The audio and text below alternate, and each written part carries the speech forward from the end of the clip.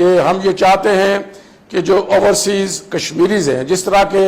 پاکستان نے جو overseas Pakistanis ہیں ان کو ووٹ کا حق دے دیا ہے، اور پچھلے جو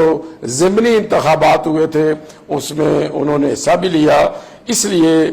میری یہ خواہش ہے اور ہم یہ مطالبہ کرتے ہیں حکومت سے، اور 14ویں ترمیم کی باتیں ہو رہی ہیں، وہ میں اس کی تفصیل میں نہیں جاؤں گا، لیکن میں یہ گزارش کروں گا کہ 14ویں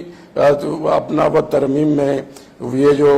اوورسیز کشمیریز ہیں ان کو ووٹ دینے کا حق دیا جائے، نہ صرف ووٹ دینے کا حق دیا جائے بلکہ ہم جو مقبوضہ کشمیر میں وہ ٹوکن سیٹس بھی دے رہے ہیں۔ اس طرح میں سمجھتا ہوں کہ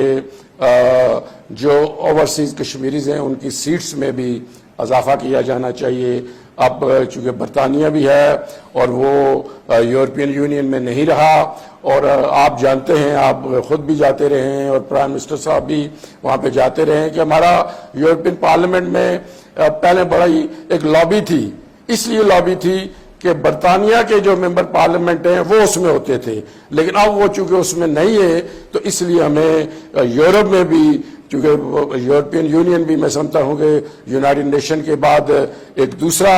ادارہ ہے جہاں پہ ہمیں اپنا کام جاری و ساری رکھنا چاہیے۔ تو اس لیے ہمیں ایک تو جو وہ بیرون ملک کشمیری، اور پھر